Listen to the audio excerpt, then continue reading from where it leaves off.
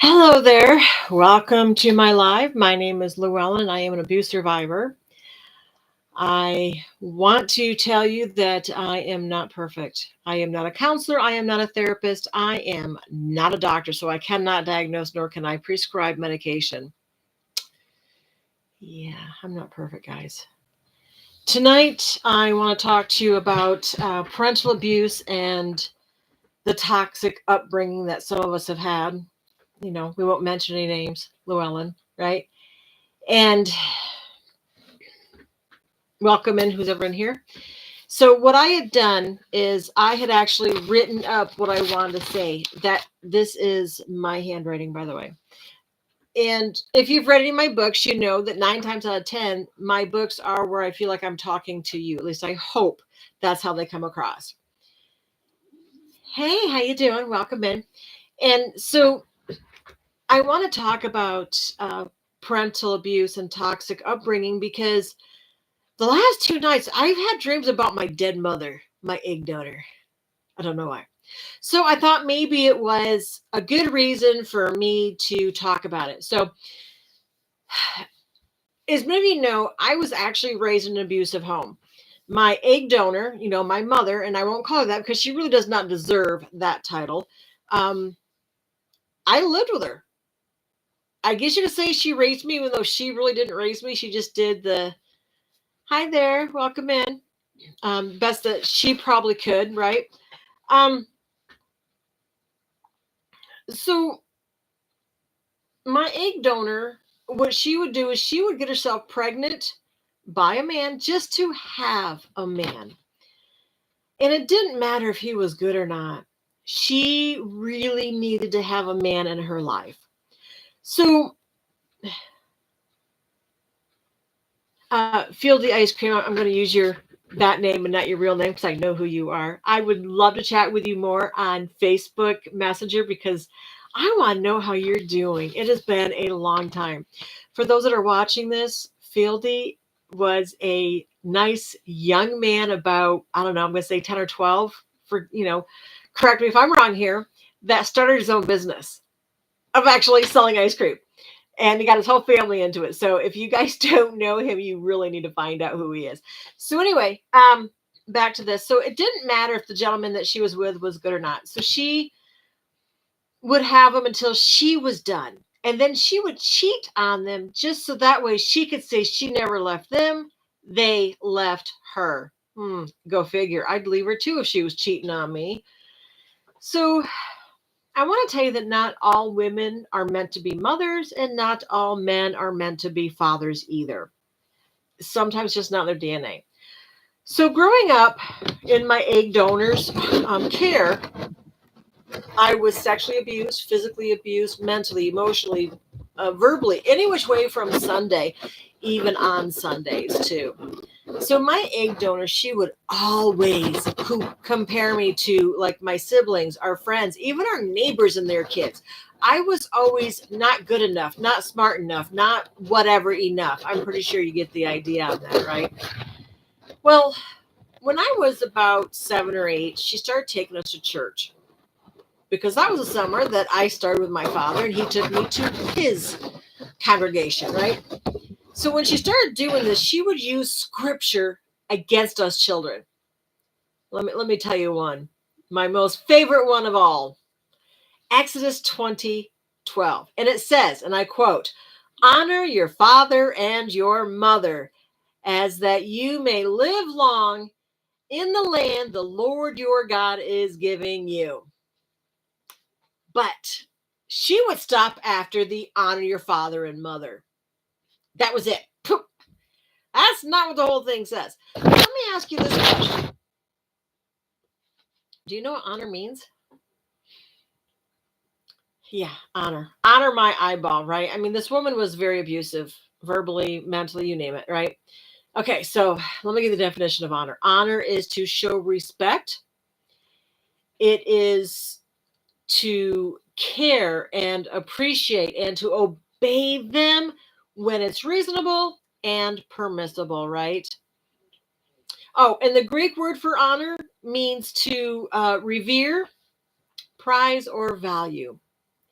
Not in my lifetime, it wasn't with her. So, how does one do that? How do you honor your abusive parent?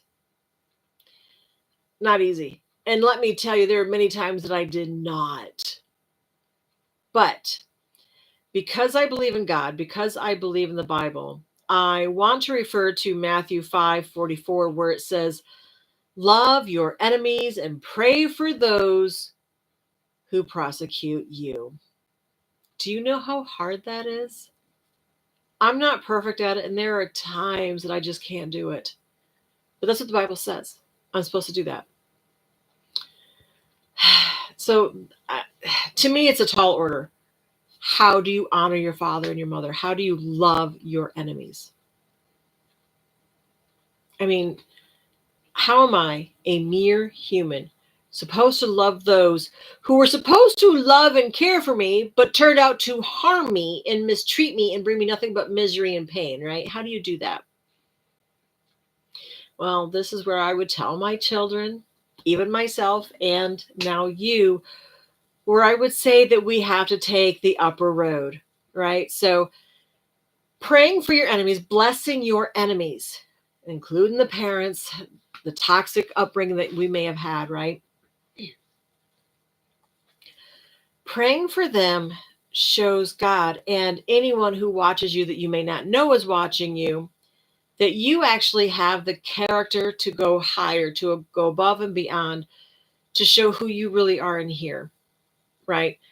So when you pray for them, and that means that you really want something good to happen to them. You know, like that movie, The Grinch, right? His heart is so, so tiny and he's always so mean, right? In The Grinch. But at the end of the movie, his heart begins to grow and he's no longer mean, right? Pray for that for them. We don't want them to be mean. So even though my parents have passed away, I still pray for their souls because I don't know where they're at. I don't know if they went to heaven or hell. I don't know if they asked God for forgiveness, but I pray for them. I no longer hate them, my egg donor, nor do I hate my stepfather for the abuse that they put me through. I don't hate them. I forgave them, not because what they did was okay, but because I needed it here. And I'll get to that here.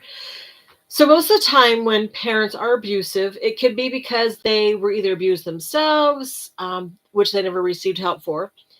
It could be that they are bullies and they know no other way. Maybe they're narcissists. Or maybe they choose to hurt others so that way they can feel better about themselves inside. You know, my ex is a good example of 2 Timothy 3:1-5. So let me get that and read that to you. Right, I have it on my phone here.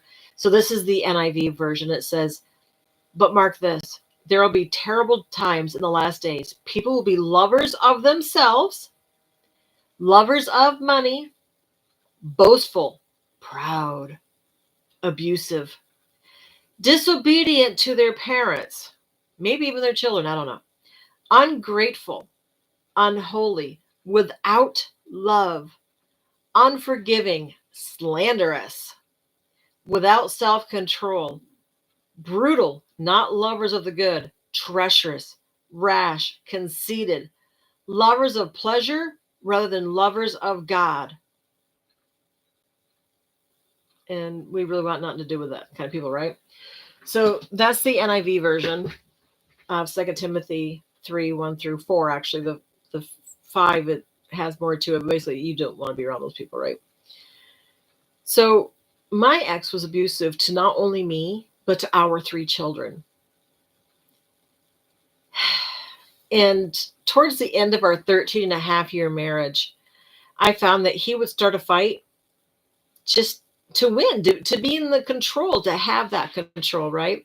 So I learned to not give him that control by not arguing back, but being in a nonchalant agreement, like, okay, whatever. Uh-huh. Yep. You know, things like that, right?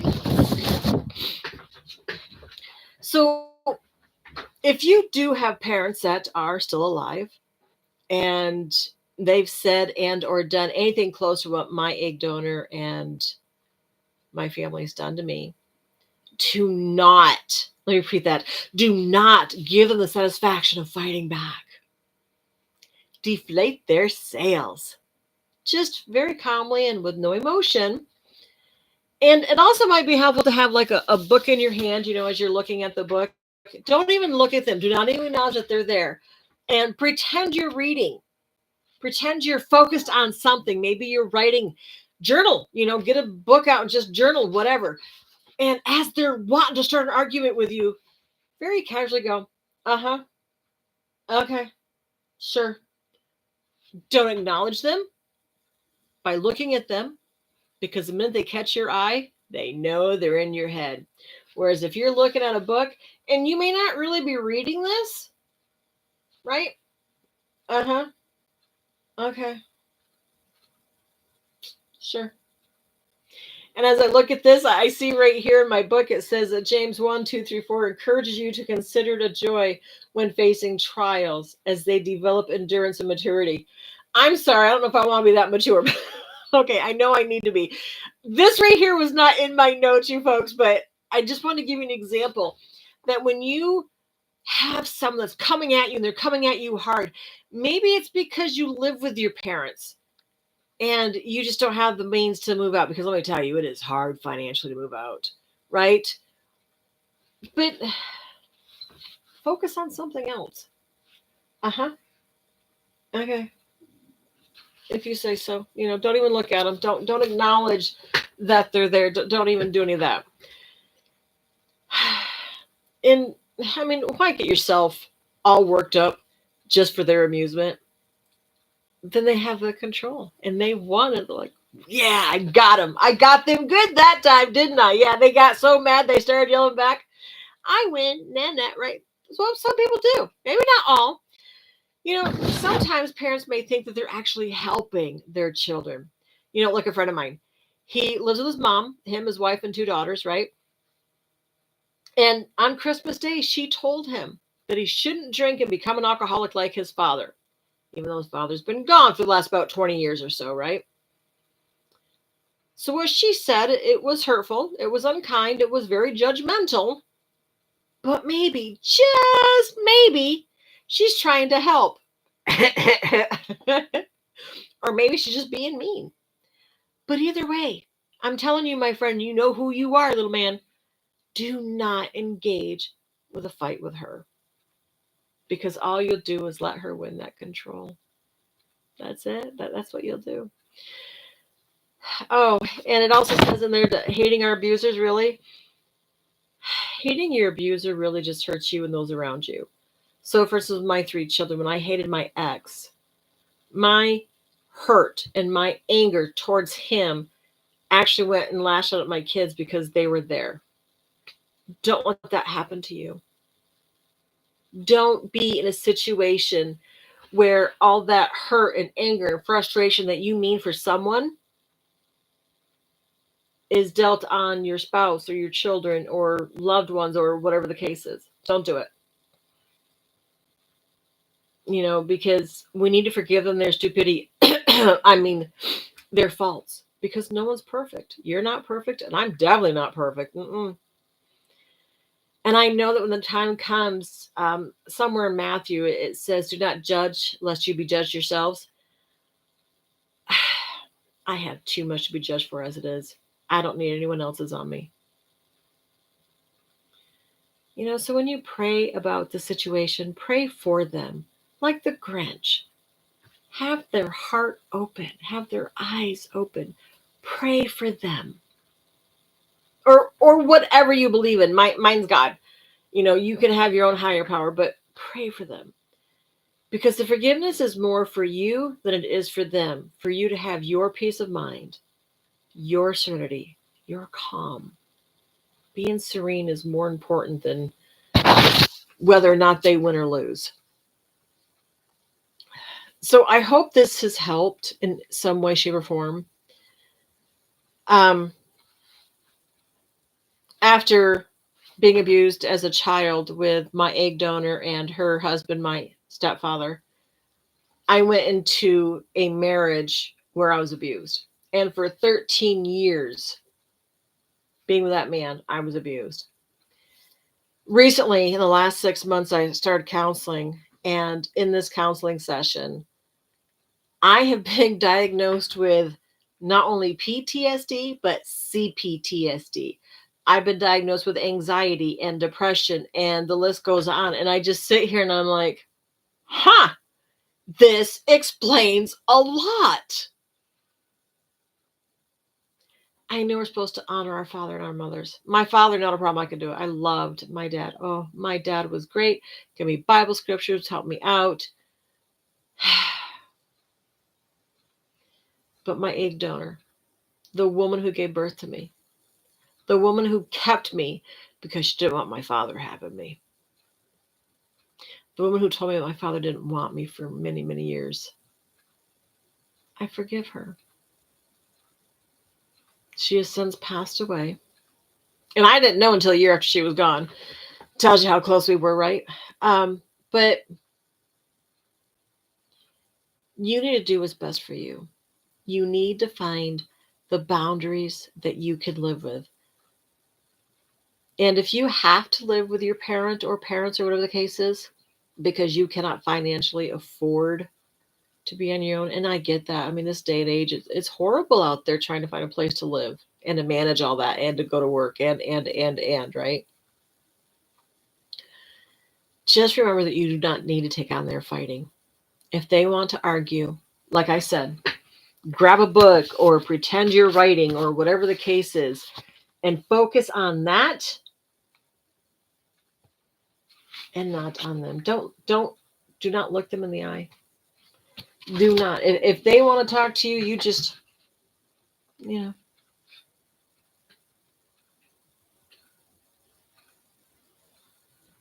you don't have to look at them. You don't have to acknowledge they're there. But when they're talking, do the, uh-huh, okay, right, if you say so.